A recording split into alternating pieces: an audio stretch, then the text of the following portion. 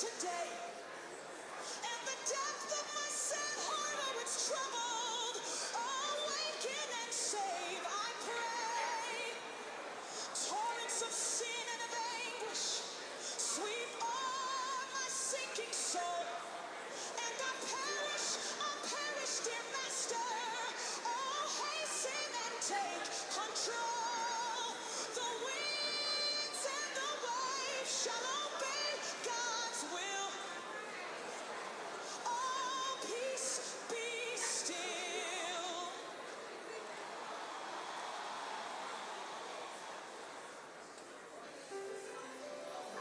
Even Jesus agonized the death of the cross.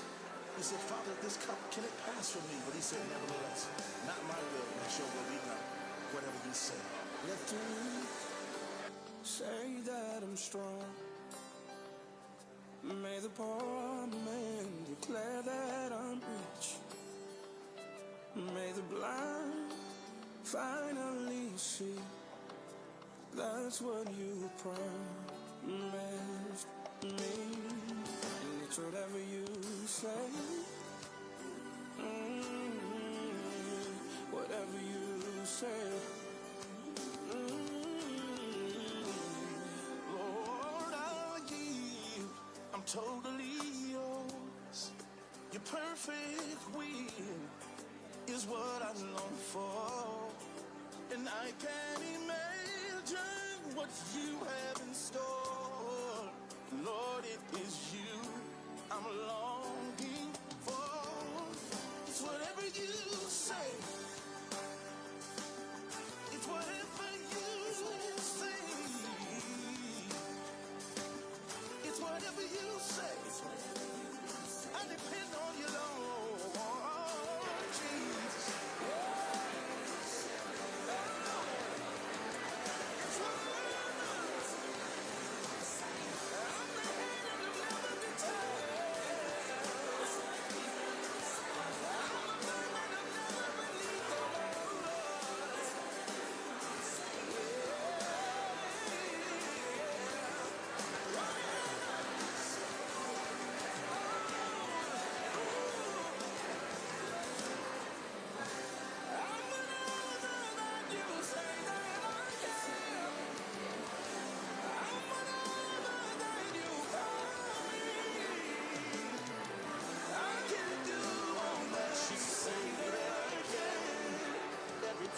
From the Lord, I know it shall be. If your word is Good afternoon, everyone. Woo! All right, we're going to be getting started in 1 second. We have Delegate Bonita Anthony for here, but thanks everyone so much for coming out.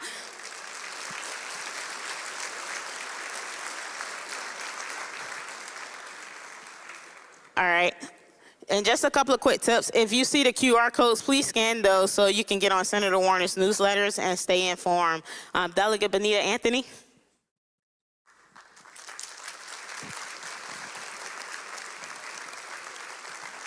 Hey, good afternoon, everybody. How's everybody doing?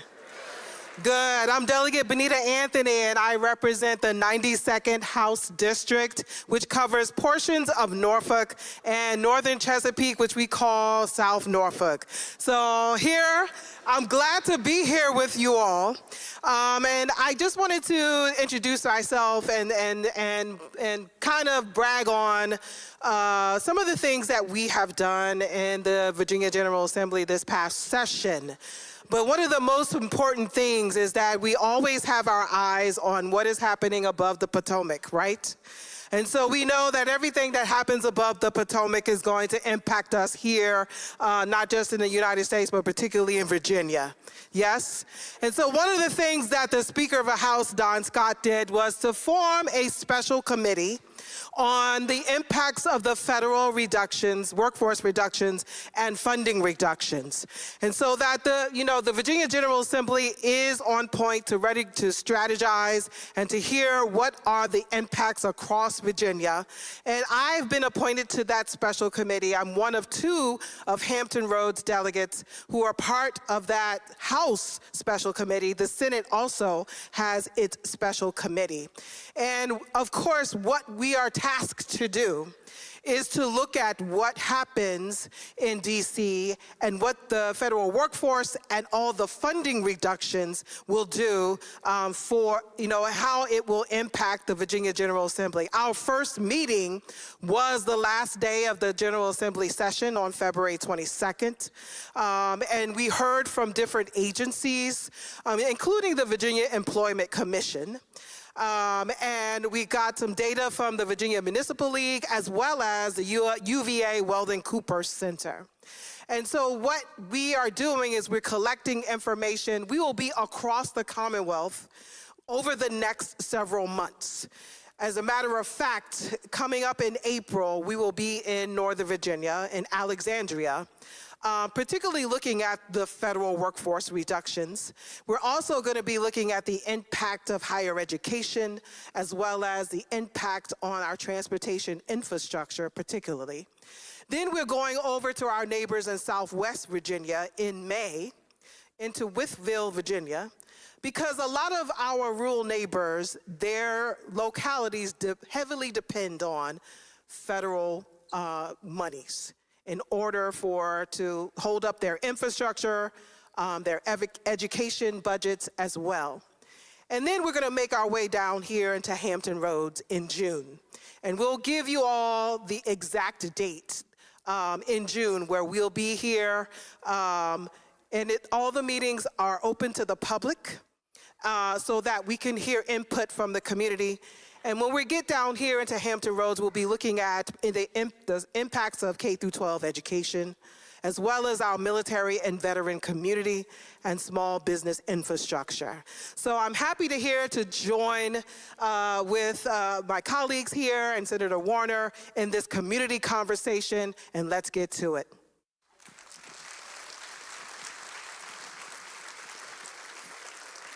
I thought I'd just jump in and take the mic without an introduction because I think most of you all know who I am anyway. Most of you know me as the Twitter queen. But anyway, I'm Louise Lucas, and I am President Pro Tem of the Senate of Virginia, and I'm also the Chair of the Senate Finance and Appropriations Committee. And I am delighted to be able to join His Excellency, Senator Mark Warner, but he's my governor, so I always call him His Excellency, for this community conversation. As you all know, we have been doing these town hall meetings all across the Commonwealth ever since all of this fiasco began. And what we're finding is that people are finally up in arms. But I wish people had listened to us when we did all of these town halls all across the state when we tried to tell them that friggin' 2025 was on its way. Trump, with his lying-ass self, I'm in church, said he knew nothing about it.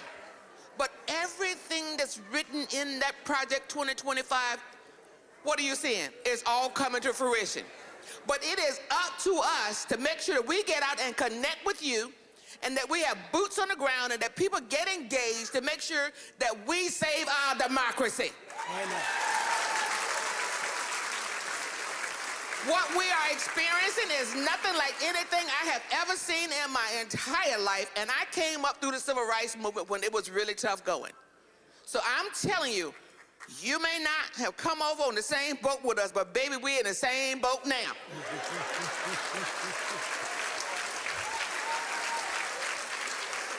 I have established my own special committee where we're going to be going to different places all across the Commonwealth to make sure we hear the voices of the people.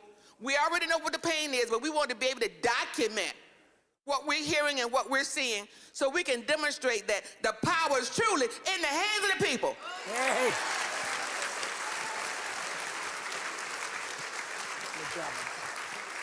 Well, it seems like somebody's fired up today, right?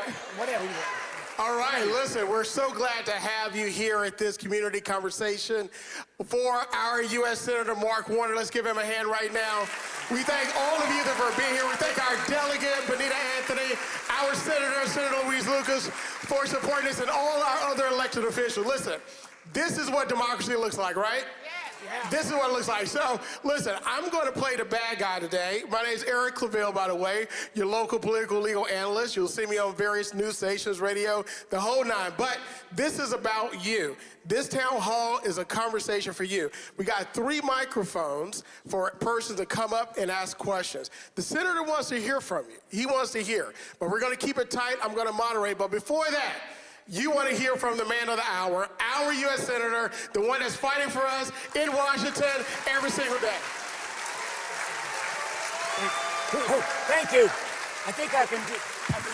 I got it. Thank you. Come on, let's give him a hand, everybody. Thank you. Thank you for coming out. I'd like to thank you for being willing to moderate this. Pastor, thank you for letting us come into the church to have this kind of community conversation. I'm grateful. Delegate Anthony, there you are. Thank you as well. And to the person who I have grown up with in politics. Senator Lucas and I go back. I was Doug Wilder's campaign manager in 1989. And Louise and I I just always felt if we could ever bring her out of her shell. No. Louise epitomizes speaking truth to power. And the truth is, she is now the power in the General Assembly, but she still brings that energy. She still brings that commitment to the community. I'm proud to call her a friend, and I can assure you, if you sometimes get mad at me at one thing or another, it ain't nothing compared to Louise getting mad at me. So I want to, make sure we hear, but I want to say a couple things in the front end. I am going to ask folks to try to get their questions. I do have a plane I got to get on this afternoon, but let me just stay at the outset. When this crowd came in, I expected a flood, but I did not expect a tsunami. And I mean, literally, they are throwing so much stuff on a daily basis at us. And they presume they flood the zone enough, there's almost a question of which and where do you pick your fights. And that is something, let me acknowledge on the front end. The Democrats in Washington got to do a better job. Let me say that out front. The whole debacle we went into between the 2 awful choices of the continuing resolution or shutting down the government, frankly, we lost that battle 2 weeks before the vote took place. We should have demanded a meeting with Trump, with the Democratic leadership, and said, put stuff on the table. But I want to at least start with 2 pieces of good news, and then we'll get to reality. So far, it has been virtually impossible to get any Republican to find their voice. And I know I've got criticized at times for trying to work with them too much and stuff, but it just doesn't cut it anymore where they tell me privately, oh my God, what this guy's doing is awful. That doesn't mean squat if you're not willing to step up and stand up. And the 2 things I want to mention is, one area that I have worked on for 15 years is something called access to capital. There's a group of financial institutions called Community Development Financial Institutions, CDFIs. They, by definition, have to lend 60% to low and moderate income people. Last week, even though Trump had said he's all for them, they came out with one of these stupid EOs that tried to undercut him. Didn't get much press, but I got 10 Republican senators to actually put their names on a letter pushing back against Trump. This is the first, literally, the first breakthrough. It's small. I don't want to oversay it, but it is a small. And then we have the Signalgate fiasco. Let me just make a couple comments there, then we take questions. This would be bad enough if it was a one-off. But this is a pattern of sloppiness. It's a pattern of not having responsibility. It is a pattern, and it's what happens when you put people in jobs they had no business being in the first place. So let me tell you what I mean. You may not remember this, but in the first 2 weeks of this administration, the Trump administration let 200 names of CIA officers out on an unclassified network. Now, why you should say, well, why does that matter to me? Well, it matters to you because we have spent a couple $100,000 getting those people a security check and sending them to school to learn how to be a CIA agent. They can't be a CIA agent posted abroad if their identity's been put out. Every day, Musk and the Doge boys put out stuff that's either ignorant or malicious where they put out classified information. Literally, all right, no more applause till we get through the questions. I gotta get all this stuff out, and you're gonna ask a lot of questions, and sometimes you're gonna yell at me. I know what's coming. But they literally posted this list of properties they thought the federal government should share. Nobody told them that they put on that list a classified site. So the idea that this is a oops one-off, baloney. Look at what these guys did. Signal is not a classified channel. And you put this information out, we still don't know if those phones that they were using have been collected. The bad guys can put malware on your phone without touching it. And the notional idea that they put out the attack plan on a non-classified setting where they were so freaking careless they didn't even bother to check who was on that. And then for Hegseth to say, the Secretary of Defense, say, oh, there's nothing there. Well, say that to the parents and family and friends of sailors on the Truman, because they are deployed. If that information had gotten out and the Houthis had turned their guns around, American lives would have been lost. Pete Hegseth should resign or be fired.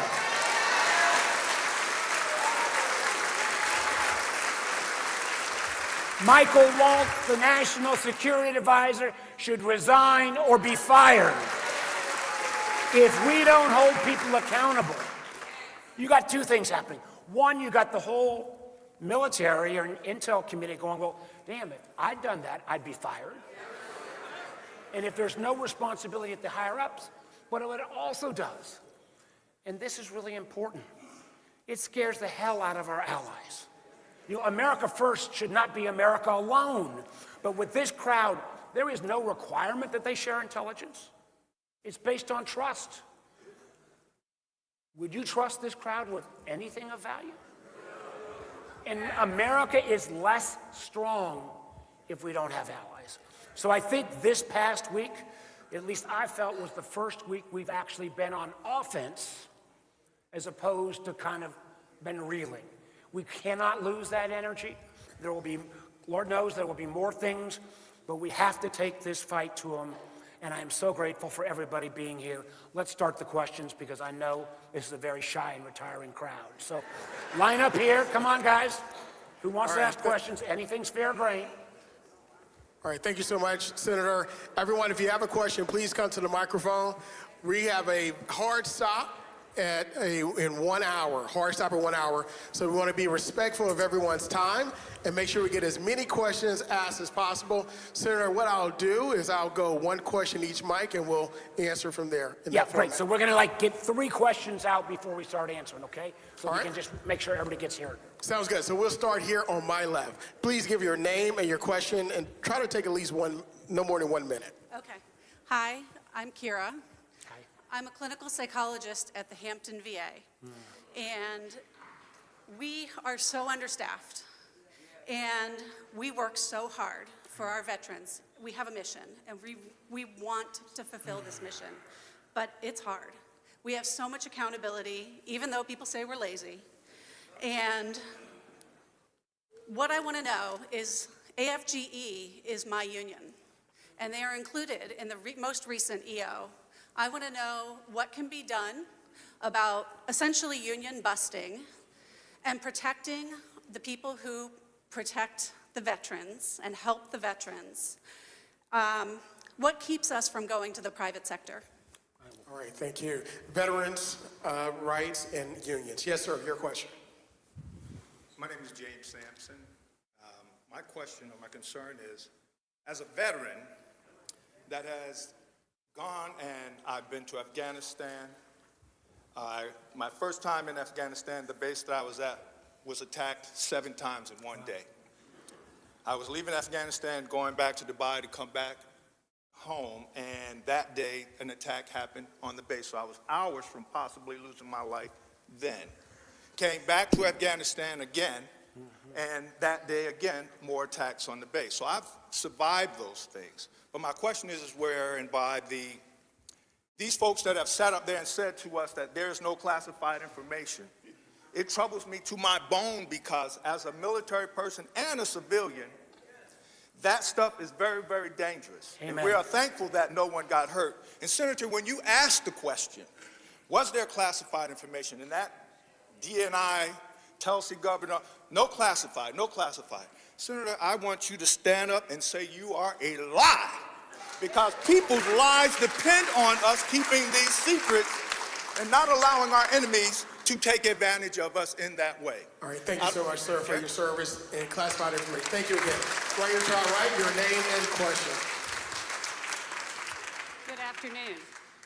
My name is Dr. Sandra Nichols. I am a nurse practitioner certified as a family, gerontology, and psychiatric mental health nurse practitioner. My husband got his last assignment after 40 years in the Navy here, and we decided to make Virginia our home and not go back to Florida. I opened a practice in Virginia Beach, and we're very military-centric. We have not been paid by TRICARE for any care provided since January 1. My colleagues have not been paid. I have been ghosted by TRICARE. I have been belittled by TRICARE. I was told 2 weeks ago that I needed to be patient because the person handling my claims was out of the office for the rest of the week.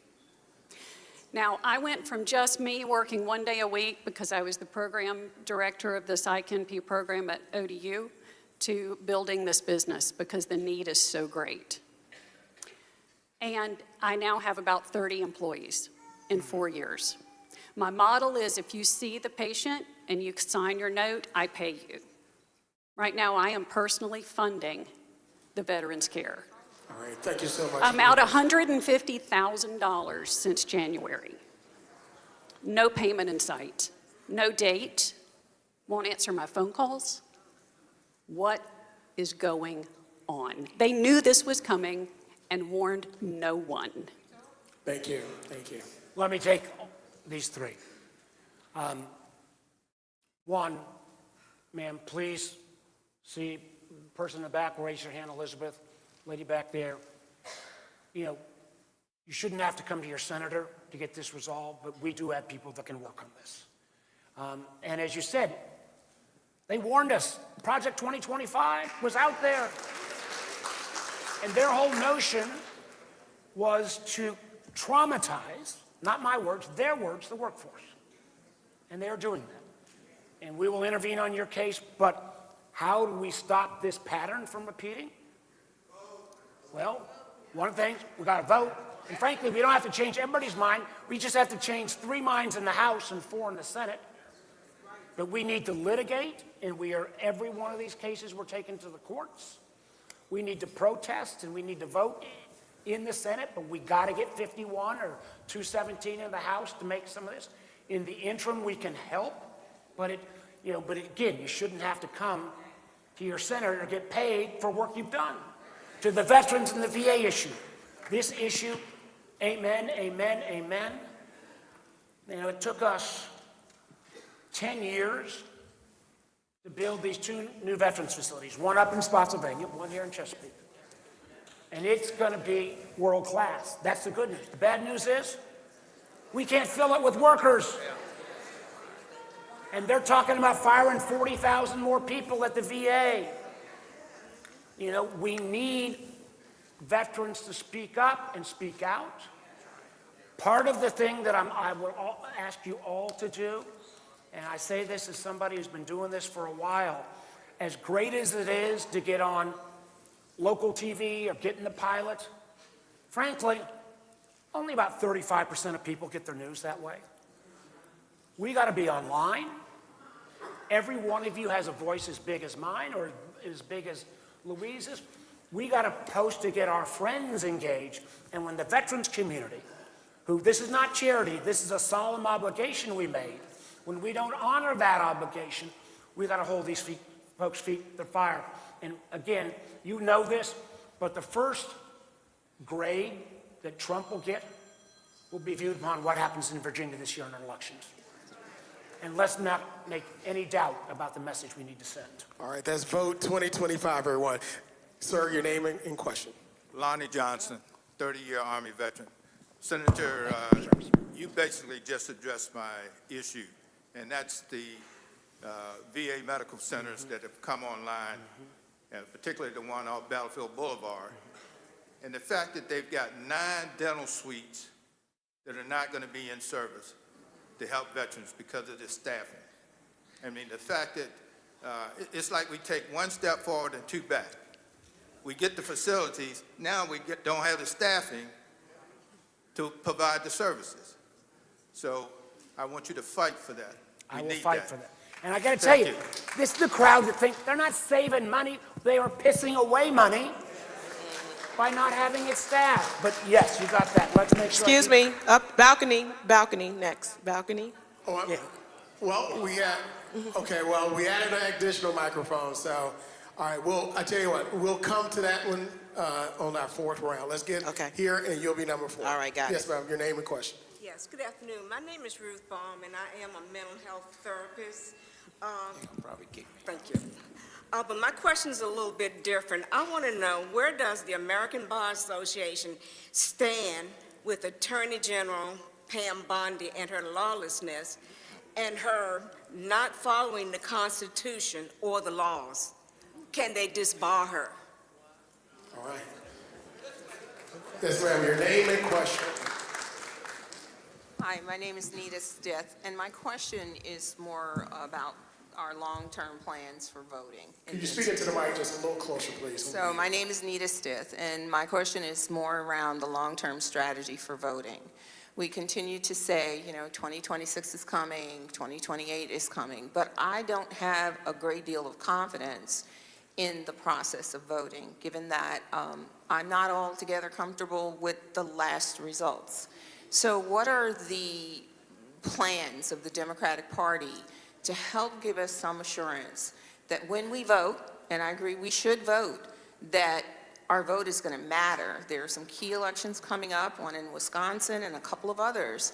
What can we do to get some comfort level that Democrats are fighting to make sure these elections are valid? All right, thank you so much. Will the vote matter? And microphone number 4. Yes, sir. Your name and question. Hi, my name's Tom. I was in the 82nd Airborne. I got out many, many years ago. I worked for the Children's Hospital, which is a nonprofit organization, for 38 years here. I guess I misunderstood what this was about, because I was under the impression it was to help Chesapeake coming out. I didn't know this was a Democrat-Republican. Speaking to the microphone just a little bit for us. I didn't know this was a Democrat-Republican thing. The reason I come here is because I raised 3 children in Chesapeake. It's gotten to the point now, and I got a paper right here that'll show it. They raised the price of my house, the percentage of it, in 2023, 10% for that year. Then they raised it 1.73%. Last year it was 4%. I'm not moving from this house. I don't want to move unless Virginia forces me to move. I raised my kids in this house, but I'm a senior on Social Security right now. There's no advantages to that for people. And I'll give you an example. I actually tried to get a hold of them to see if I can get a discount for being a senior. Well, what they tell you is if you've saved money all your life, and me, This is really important because my pension after 10 years at Children's Hospital, they decided we're not going to have a pension. We'll match you 4%, which went to a mutual fund. They go up and down. So I had to go through the dot-com bubble, which crashed all the money we had made, saved in the Children's Hospital for almost 10 years at that point. Okay, so we have your question regarding increased costs for senior citizens and protecting the pensions. Thank you so much. We're going to allow So you're not going to let me finish? Well, actually, I haven't really gotten to the question. We want to respect the time of everyone, but if you have a solid question, 15 seconds, if you could ask that question. Okay, my question is, you're knocking everything from this administration, everything, without trying to work with them. They do the same. No, they do the same thing with you. Let me ask this question. Hold on. Let's be respectful. This Let's is be respectful. Hold on one moment. And look, I'll reclaim your time for you. 15 seconds. You're all one big club. When you come in, you're going to do these great things. But once you get in the club, it's different. All right, thank you so much. Thank you. Well, let me try to take those questions. It's all right, everyone. listen. Let's actually acknowledge in democracy we have different views. And candidly, unlike sometimes the administration, who if somebody has a different view, they attack their patriotism, they personally go after them. Sir, I respect your views. And I think there are things, especially around housing, we have been woefully behind on housing for a decade in this country. And some of this means that we frankly, and I say this with due respect to my local elected officials in the room, at the city level, we need to have a country where you can build things again, and it shouldn't take 5 years to get a permit to build some of the new housing. I mean, there's an opportunity, right, that I've been trying to work on, and I know the General Assembly. There are so many houses of worship in this Commonwealth, churches, synagogues, mosques, temples, that would love on part of their land to build multifamily housing that could also be affordable. We need to work on those kind of things to dramatically push up the housing supply. And I would just again respectfully say, frankly, I get more grief from this crowd for being bipartisan than virtually anybody. So I would just again ask you to look back at any piece of legislation that actually passed in the last 6 years. They've been bipartisan. I've been in all of them. Let me get to the other questions at hand quickly because my mind is... Regarding protecting the vote? Yeah. The vote, well, first, we have to thank our legislators. Because unlike other states who've rolled back voting rights, Democrats in Virginia expanded voting rights. And I'm old enough to remember when both things thought more people voting was a good thing. I do believe, and I believe our voting system is still safe. I think there are attacks on it, but it's still safe. And one of the biggest attacks right now is from the Russians, honestly. And even the intelligence agencies acknowledge that Russia is still trying to mess with our elections. At the very same time, they're shutting down their election integrity effort. So where we should be concerned is about foreign interference and about holding this Trump administration feet to the fire. Remarkably, the first term, I know it's awful to say anything good about it. Trump actually did a pretty good job about protecting our elections in 2020. But the crowd now is totally different. The question over here... Well, that was veterans. And yeah. On the veterans, again, I believe we unleash veterans and we unleash seniors who are concerned about Medicaid, Medicare, and Social Security. That power will shake the folks who don't want to work with us to the core. They keep trying to pretend they're going to protect Medicaid, Social Security. Baloney. As somebody who can read a balance sheet, I'm in the smallest minority in the whole Congress, I can actually read a balance sheet. Their numbers don't work. If they do anything close to what they're talking about, Medicaid will be slashed. And we think about Centera, 55% of all its revenue comes from Medicaid. Virginia will be dramatically set back if we allow that to happen. We have to fight both at the state level and the federal level. And one last question about the ABA and its stance with the current Attorney General. That was a very good question. I've not And let me see if I can take that back. I think it's an interesting idea. But the thing I worry, though, is, anybody that reads history, John Adams, one of the founding fathers, he got in a lot of trouble because he actually defended the British soldiers who shot people in the Boston Massacre. We've had a system in our country that we are not going to judge a lawyer by his or her clients. And the idea that that is under assault, and frankly, the fact that the business community or the bar itself hasn't found a backbone to step up and speak out on that, this is how we lose our rights. But the idea of around a series of bar associations holding the Attorney General and others accountable, I think it's an interesting idea. There were a lot at the end of the first Trump trip, there was a major effort where people did get disbarred, like your friend Rudy Giuliani and others. And I think the idea of revitalizing some of that activity makes sense. All right, so if we can keep it tight, we can get every question who's in line now, but you got to work with me. Your name and quick question, please. Robert Geidick, thank you, Senator. I'm a former Marine and a former federal firefighter, retired. Pretty much answered my questions about protecting Social Security and veterans benefits. So I wanted to pivot about my son, who's 10. He has autism. He was born, he didn't speak till he was 4. He had apraxia speech delays and things like that. So I want to know what can be done as far as protecting things like that with children with IEPs in schools and things like that. Because my wife is a teacher at Churchland High School. Guidance counselor. She's been there for 20 plus years. Let me get off question, I'll come back. All right, protecting students and special services. Yes, sir. Name and quick question. My name is Jack Rocheveau. I'm a veteran. But more importantly, I've been a lifetime Democrat. I'm not afraid of taking on political confrontation. For 4 years, this is a comment, for 4 years President Trump was in a minority. He was not in power. He still controlled a tremendous amount of political power. Why can't we take a lesson from the playbook and start stepping up and putting our facts, knowledge, and abilities on the line for everybody to hear and see and understand why we're where we're at? And until that happens, all we're going to get is we're not in the majority. Well, neither was he. Let's get it on. Thank you. All right, the Democratic playbook and plan.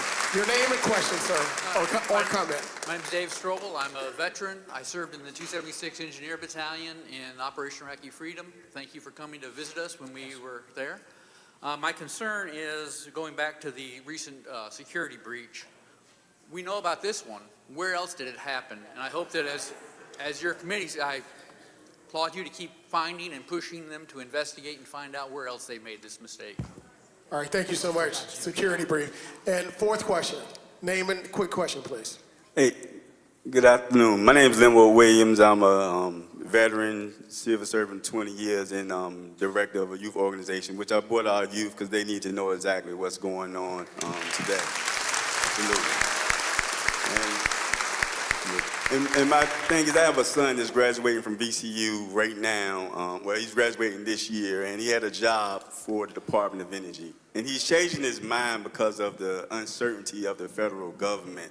So right now, what's going on is not affecting us as government workers right now, but it's affecting the future that want to join the federal government. So it's just something we need to do because he's changing his mind for working for the federal government, which is wonderful. But the uncertainty that's going on right now, he's changing his mind. Yes. All right, thank you so much. Well, first of all, thank you for having the young people here. Very nice. Let me, very good points. So again, thank you for your service as well. It's one of the reasons, thank you very much, it's one of the reasons why the Federal Department of Education has kind of screwed up at times, but that's where the relief comes for kids with special needs. And if you cut that out and eliminate all of the special programs that go with that, your son is not going to have the opportunity he should be able to have. And this is, and the kind of cruelty of this crowd, where they say, oh, we're going to do it in the Department of Small Business, we're going to do it here and there. If they wanted to reform Department of Education in a rational way, bring it on, that makes sense. But this chainsaw approach, if you get me your information, we can see in terms of the person, but again, it shouldn't have to be, you got to get senator or congressperson to weigh in on every issue. But let's go quickly through and remind again. On the upstairs, yes, yes, yes, in terms of federal, people not joining the federal workforce, but it's also, and Northern Virginia probably has been, Northern Virginia and Hampton Roads are the points of the spear in terms of where we're going to get hurt by all this craziness. Let me give you a quick data point. Virginia Tech president saw them the other day. You know, they're still a popular school. They had the biggest number of applicants ever, 55,000 for like 7,000 spots. They were down 30% on families accepted. And the reason was simple. They went up to the 85% of those were Northern Virginians, where one of the parents was either a federal worker or a contractor. If we are cheating the next generation, not only for the opportunity to work in the federal government, but for the opportunity to get higher education because of this uncertainty, we will pay for decades to come. There were a couple other guys there. And lastly, the Democratic playbook. Oh, yes. I have, you know, I've been doing this for a while. I've never been involved in a campaign where somebody didn't say, you Democrats need to have a better message, except for Obama first campaign. But I do think what I hope I can be a voice for, and this just can't be done at the federal level, it's working with leaders in the General Assembly, is we got one party that's all into, you're being screwed because somebody else did something to you. And you should be very afraid about an America that looks like this room. Let's face it, that's what the bottom line of the pitch. Sometimes, and I should be more, we have been, I believe at times maybe, more focused on identity politics than on economic opportunity. And I think the best thing we can do in Virginia, and I think we are strengthened by diversity, I think this should be a selling item for our Commonwealth. But we need a Democratic Party that's forward-looking, that's optimistic, that's pro-growth, that acknowledges at times when we have gone, you know, when we were a little too regulatory. The fact that we got $42 billion for broadband deployment under Biden, and that was bipartisan, sir, and I was one of the guys that cut the deal. But we didn't get a mile of that fiber laid because we had too much bureaucracy. Thank God in Virginia, Governor Northam took about $500 million of some of the COVID money with the support of the legislature, and we are the furthest along of any state in the country. But we do have to acknowledge at times, you know, we need a more optimistic pro-growth agenda, I believe. And that combines with a sense of decency and justice that says, yes, we want a secure border, but that doesn't mean you give up due process. Yes, we ought to recognize that it is morally wrong and economically wrong if we're rampaging through colleges and throwing people out who are here on legal status. And it means that we ought to, especially in an area like Hampton Roads, we should never give an inch on who stands up more for our men and women in the military and in the intelligence community. And the point that was raised, I am going to stay on this crowd. We don't have their phones. We don't know how many other, chats have been out there. I got, the Intel Committee I've been proud of for all my time, always bipartisan. And, the question's going to be, will that tradition continue or not? And I can promise you if I told you the stuff I'm doing behind closed doors, I'd have to kill you all. Well, look, we need to vote, so we're not going to do that. All right, right here. Your name and quick question, please. My name is Beth, and I, like everybody else here, care deeply about what's happening in our country. So my question to you is, as an individual, I've done postcard writing campaigns. I give to Act Blue. I fact check, and share it as much as I can.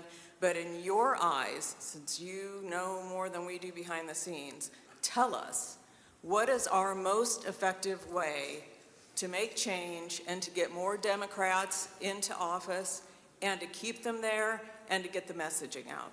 I got a specific suggestion, but let me make sure. The messaging. Here, your name and question, please. Good afternoon. My name is Stacy Boone, and my question is regarding student loans. So as it relates to student loans for persons who currently have student loans that may have been in the forgiveness program, for future students who want to go to school and they need student loans, or those who are just simply trying to pay their student loans off, what guidance can you provide in this uncertain situation that we're in right now with student loans?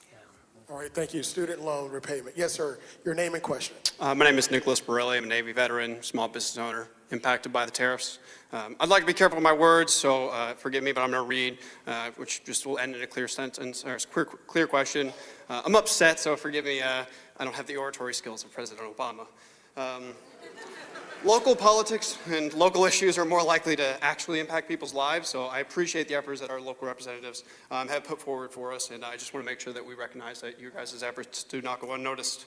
Senator Warner, the America of 2025 has made it clear that the truth is irrelevant.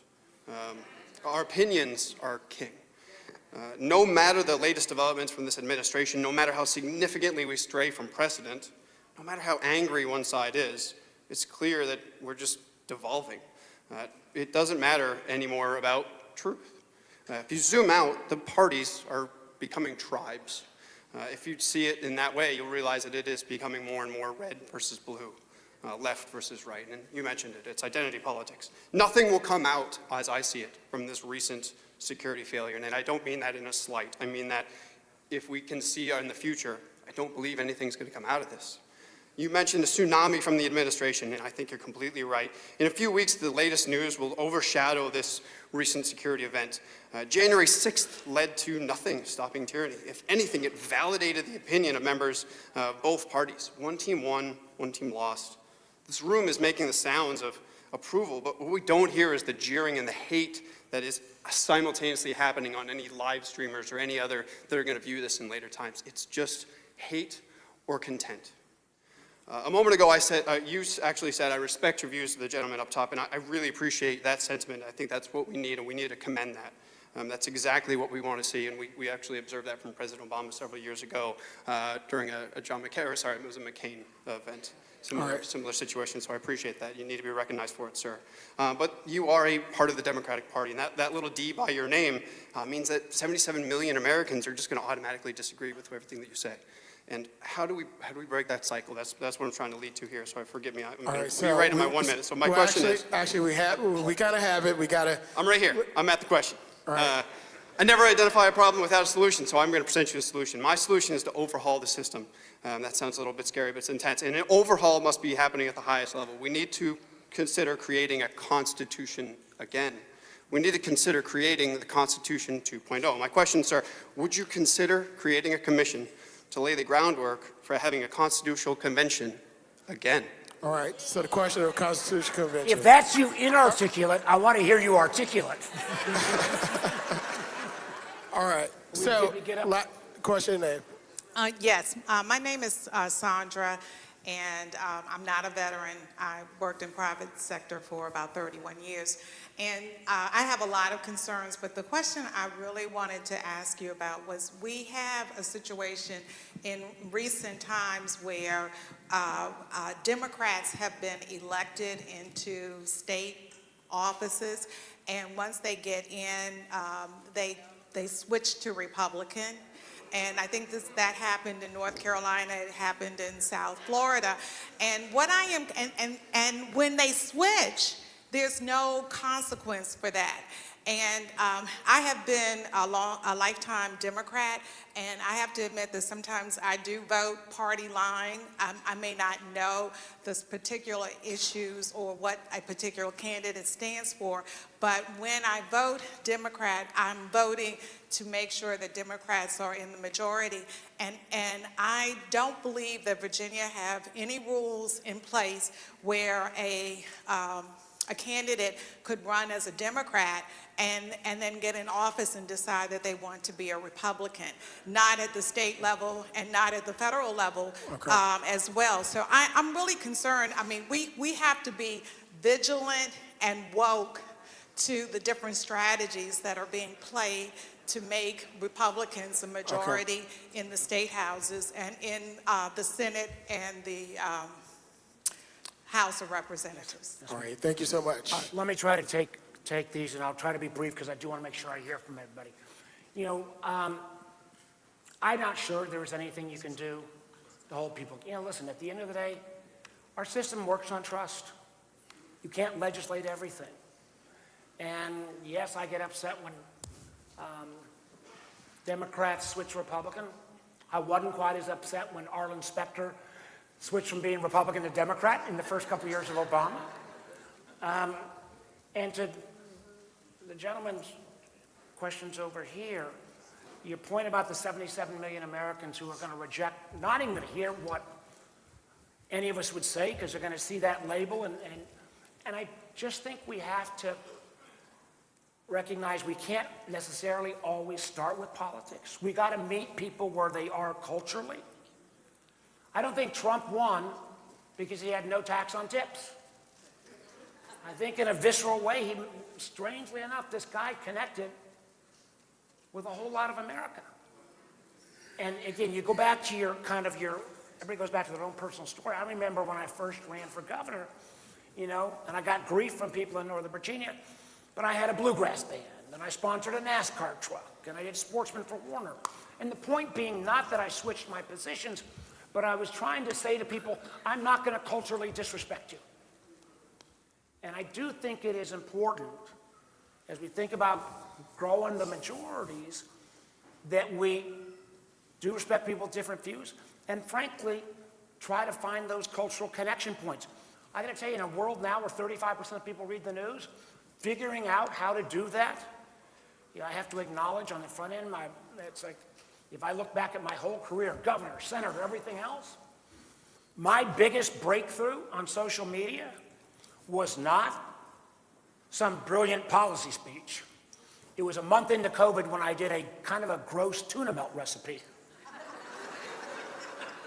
And frankly, I got more views on that, like 50 million, than any policy. So how do you grab people's attention where they're at? I got to learn better. I welcome ideas. On student debt, man, I think they are going to keep coming at it. I felt for a long time, and again, respectfully, that when Biden was in, he shouldn't have tried to choose one group over the other over student debt relief. What we should have done at the beginning of COVID, as we were doing everything else spending, was refinance all student debt to 2% or lower. And then everyone would get that benefit. And frankly, it would have cost us peanuts at that point.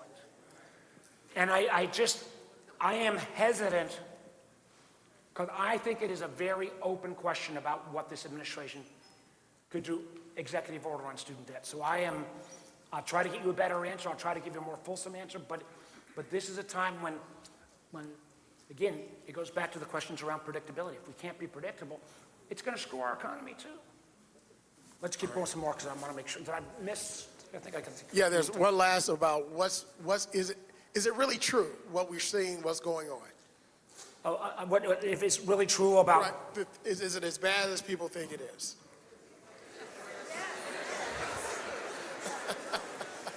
You want me to lie to you on an early Saturday afternoon? It's pretty damn bad. And, you know, and I am going to redouble my fight, but I also do think we still exist in a majority-driven system. I'm not going to give up on trying to push shame and kick in the butt some of my Republicans who whisper in my ear all the time, oh, Mark, he's doing awful. Well, on national security, if we can't get him to break ranks with this autocrat on national security, when will we? So I'm here. And don't worry, any moment I forget this, Louise reminds me. All right. Oh, yes, right. Thank you. I apologize. What we should do, beyond all of the right, I think the place we're going to see breakage will be when we start getting Republican local elected officials to actually stand up for their communities. And we need to lay it on. I can just say, again, I don't want to stick my nose totally into local politics, but if you live in Chesapeake, let's make sure you got the city council Republican and Democrat. Let's make sure the legislators, frankly, in Southwest Virginia, we've been working for years on 3 big projects. These are communities that voted 75% for Donald Trump.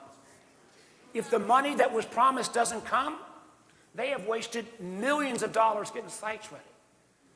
So I am laying it on these folks to you got to step up. We got to both fight at the federal level in terms of mass protests and, veterans and seniors, but I do think there is an ability, somebody said, "Do all politics is local?" You get a couple local Republican elected officials to say, "This stinks for my community," it's going to start making more breakage. All right. So I want the lines to stop right now. No one else get in line. We have 25 people here. We got a hard stop in about 25, 30 minutes. So I'm going to give you 30 seconds. Your name and quick question or comment. I'm going to time you, but I'm going to have to cut you off if you don't. So we're going to take 2, 2, and 2 to make sure we get it.